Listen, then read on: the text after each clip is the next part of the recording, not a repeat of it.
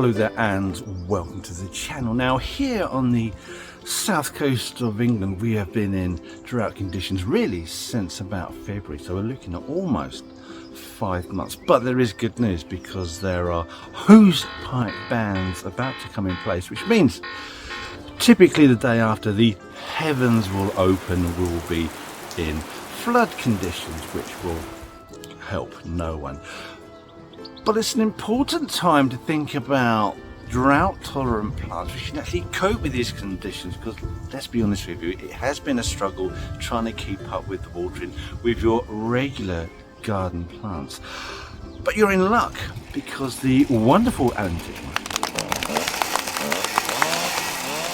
has released a video on his very own YouTube channel which features his 5 most favourite drought tolerant plants. So we're going to go through them, I'm going to comment on them, I'm going to suggest if there are any better species cultivars that you might be interested in, and then I'm going to give my own selection of drought tolerant plants, and then you can decide whether you like Alan's choice or you like my choice, and you can always put in your own choice, because that means you can get a massive selection of drought tolerant plants in the comments for other people to read should they so wish. Let's get on with it, because this is a really interesting video, and there are some absolutely stunning plants that you may not have heard of. Now before we start, there are 2 things I need to mention. The second one is actually very important with regard to growing these drought tolerant plants. I've gone through all of Alan's, I've gone through all of mine, and out of all of them there are only 2 that do not have the Royal Horticultural Society's Award of Garden Merit, which is actually really good, because each of these plants have been tested and trialled by the Royal Horticultural Society and have been proven to be robust, reliable and easy to find, so you can actually buy these things. They're not some weird obscure plant. Right, now the second one, this is a bit more interesting in my opinion. Now this is about the adaptations that plants have evolved in order to cope with hot, dry, arid conditions. Now these can be specialist leaves, which could be succulent, they could be hairy, they could be silvery to reflect light and heat, or more interestingly it could be adaptations of the roots, and there are 3 particular adaptations that are particularly effective. Now these are where a plant produces a long, deep taproot and fibrous root system in order to access water and nutrition lower down into the soil. It could be where they have a symbiotic relationship with a mycorrhizal fungus. That means that the root system is then attached to an even wider root system through the mycelium, again to connect to water and nutrition further down, and also producing thick tuberous root systems that lock in water and nutrition. Also plants like succulent and cacti, they tend to have a fibrous root system very near the surface, so that if it does rain then it can quickly take in the water before it evaporates once the heat returns. Now the issue with these is that these root systems need to be established to work properly. It's not going to show any kind of drought tolerance if these roots haven't actually been allowed to grow out into the wider soil. So when you're planting these, you need to help them to establish first. So that does require some watering in its first year, possibly second year during periods of drought.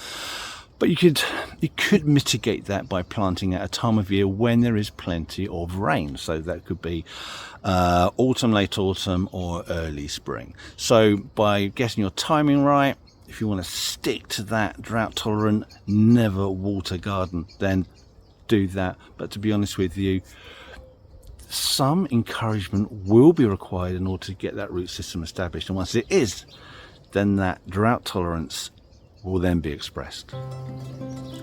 You may also need to water during its first year, again if you experience periods of drought, just to help it over the line. Anyway, Alan Titchmarsh's first choice, or 5th choice, this is his least favourite of his 5 favourite, and that is Cistus Sunset. It is a I do quite like these. They have these really lovely crepe paper-like blooms. Grows to about, or no higher than about 1/2 metre. It's quite a low growing shrub. Comes from the Mediterranean, sort of the rocky periods. And you get 2 colour choices amongst all of these cistus that you would find available in your garden centre. You get white, which is a bit meh, and you get pink. Now, despite that awful colour, it is still a really, really good shrub. In fact, and it's evergreen. In fact, all of these plants are really, really good plants, really good drought-tolerant plants.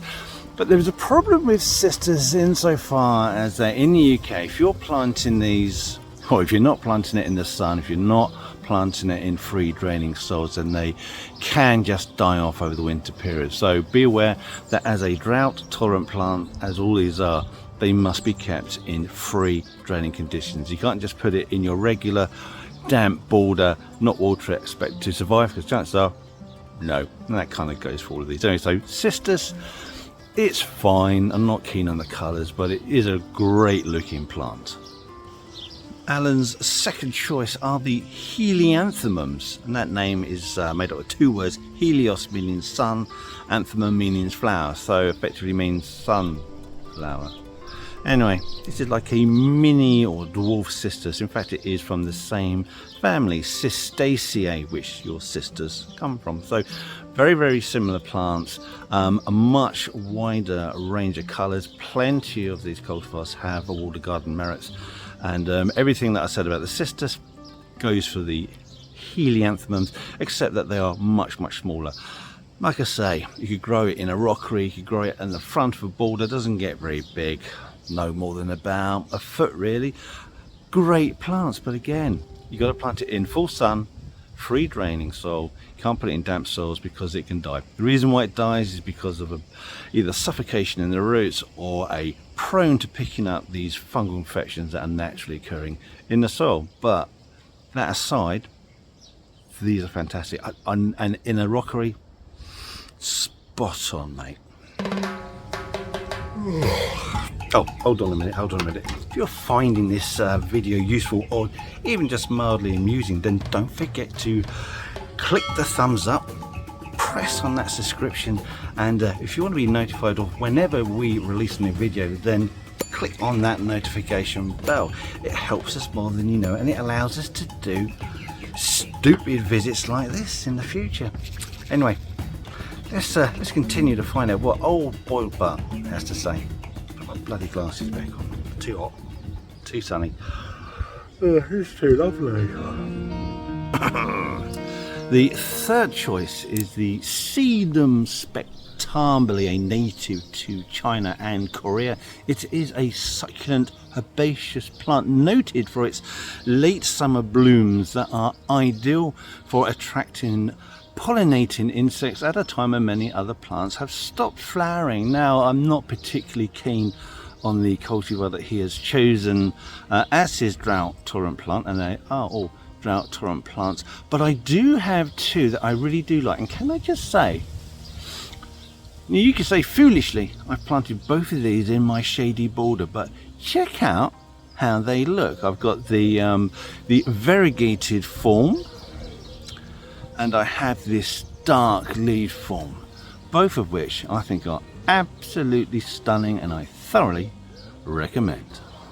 And as if by magic, it started to rain. Be back in a minute.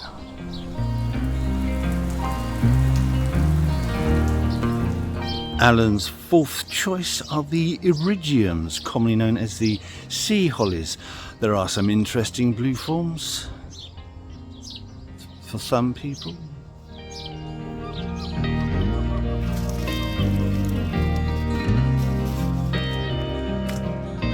So here we are at Alan's last choice, which is his first choice or best choice, and that is the Agapanthus. And we're not talking about any Agapanthus, which do seem to have a bit of a legacy of not being quite so hardy. This is because when the first ones came over, we had the Agapanthus africanus, which was kind of borderline hardy. Then we had some hybrids which were a bit better. This one he's chosen is an absolute cracker, and it's a group of Agapanthus. It's a new introduction called the Everpanthus. Now these are absolutely fantastic. They are almost bulletproof hardy, able to go down to between -12 and -14 degrees Celsius.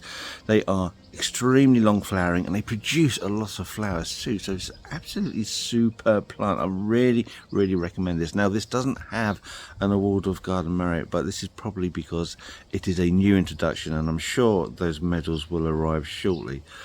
And while I'm on the subject of Agapanthus, can I just say, as just a personal note, that probably my absolute favourite Agapanthus is the Twister, that beautiful white with the blue flush at the end of the flower tube.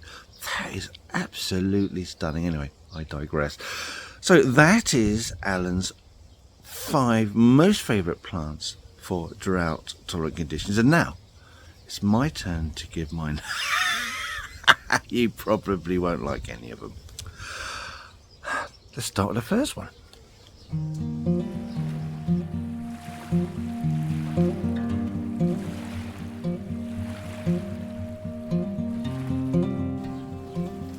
Salvia granitica black and blue, an absolutely beautiful thing. That black calyx with those cool cobalt blue blooms on the end of them, what a brilliant thing. And also they are pollinated by hummingbirds, which is absolutely amazing. Now if you do want one of these which does have an awarded garden merit, then you've got Munstead, which I just don't like the colour variation, but that's those two, both from South America, Chile I believe. 2 great plants. There is more salvias. We have Salvia hot lips. I mean, that's just gorgeous. And we have the gorgeous crimson red of this Salvia royal bumble. Arguably one of the best go-to plants for a drought tolerant position is going to be lavender. I mean, how can you not have lavender on your list? And of all the lavender, my favourite one is your English lavender, Munstead, the Lavandula angustifolia Munstead. It's an absolute cracker. The depth of the colour, that blue, is beautiful. I can't not have that on my list. I'm going to give you a 2-for-1 on this one. I'm talking about Crocosmias. There's 2 I really like, and that is the Lucifer, which is, it's in everyone's gardens. I mean, who doesn't love that? And this one, which is Hellfire, and it's a deeper red, a more open face on the flower, more densely packed on the flowering stems. And both of these are native, well, not native because both of these are hybrids, but the parents are from South Africa. And if you see these growing in South America, then these will be visited by hummingbirds to pollinate them. What another beautiful plant. And rather conveniently, next to my Hellfire is the Brunnera. This one is Jack Frost. Again, absolutely stunning. And drought tolerant once established, like all these plants. Once established, really good drought tolerance. It just shines the light in these wonderful things. Now this fern is a little bit special. This is a Dryopteris wallichiana. It's one of the few plants that will actually tolerate dry soils and will grow in the shade, not only semi-shade but also quite deep shade. And you have this beautiful almost black midrib in these really lovely things. This is an absolute stunner, and you should really consider this. Just, I mean, what can I say, so architectural. It's just a beautiful thing. And if you're looking for pure architectural structure, you can't do better than the tree Echium from the Canary Islands.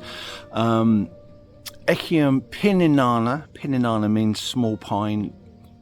Don't get me to explain that, I don't really get it. Again, once established, drought tolerant, an incredible, handsome looking plant. Now I appreciate this doesn't look much right now, but this is the Aloe striatula, which is your Hardy Aloe. And although, I mean, it's very Aloe typical looking, but when this thing comes into flower, it's absolutely incredible. It looks a bit like a stack of Kniphofias. Brilliant plant. I'm just waiting for this to get to a size where it will flower. We've had this a couple of years, hasn't done it yet, but maybe next year, year after. But when this thing goes, it outshines most things in the garden. and of course your agaves, your hardy agaves, Agave americana. You got the variegated forms. They're everywhere down here on the south coast. Nobody protects them. They just grow year on year. I think it's the association of its native habitat in Mexico. You think hot, dry deserts, we don't have that here, but every year they just keep coming through. They get bigger and bigger. Wonderful, wonderful specimens. I mean, it's an obvious choice if you want to plant in the drought tolerant conditions. Another plant from South Africa, which is a mainstay in most exotic or dry gardens, is your Melianthus major, meaning giant honey flowers. Exactly what the botanical name means. It can get quite big, can grow up to about 10 feet. Does have a moving rhizome, so it can be a bit of a bad boy, and if you are growing this in countries with more favourable climates, it probably can be a bit of a pest. But here in the UK, absolutely fine. And those blooms, they're so exotic. I do like this one, although I haven't planted it in our garden, so I think I'm just a bit worried about it taking over. Yeah, I'm going to put an asterisk next to that one as a be careful. Am I allowed to include the bird of paradise plants, Strelitzia regina? I mean, these do grow outside, given the right conditions of dry rain shadow.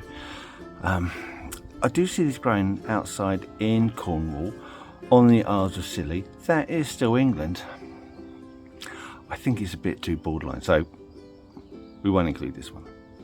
I'm going to add all of the red hot pokers, the Kniphofias. These are again from South Africa. There is a theme running through this, but in particular I want to include the Kniphofia ruperi. That's because many of the species and hybrids we grow here in the UK are, say, late spring, early summer flowering, but ruperi is a little bonus at the end of the summer when that one comes into flower, and it does a really good job of that. So I definitely want that one too. And we're at the last one, and this is going to be your Yucca gloriosa variegata. Do I even need to say why this is an absolutely stunning plant for a dry garden? It's, I mean, the flowers on it are incredible, and I will say that the standard gloriosa, I mean, it's still a great plant, but it's green, a bit boring. Boring for something that can stab you in the eye, but the variegated form absolutely shines. And there you have it. Those are my top 5, another probably 11 or 12 of my favourite plants for dry conditions. You can comment as you will. You might not like any of them. I just think they're lovely. It is all just my personal opinion. Put your thoughts and any other great plant choices, put that into the comments. We'd really love to hear from you, because other people do read the comments and they discuss, and that's what I love about the comments section in this channel, is because it's a great source of information and people do discuss and pass the information on. Very, very good. I do like that. Anyway, thanks for watching, and I'll see you, hopefully, in the next video. Goodbye. Right, now, just before you go, if you want to see more content, more behind the scenes stuff, and images that I've taken of some weird freaky plants over the years, then you're in luck, because we've created an Instagram page. So you can find the link in our description. You can find the link on our main page, and if I'm clever enough, I might be able to get a link somewhere up there. Anyway, thank you for watching, and if you want to see more YouTube stuff, then check out this video here. That's quite a good one. And if it doesn't float your boat, then another one right there. And enjoy these while I've still got the strength, imagination and aptitude to make them. Thank you for watching. Goodbye.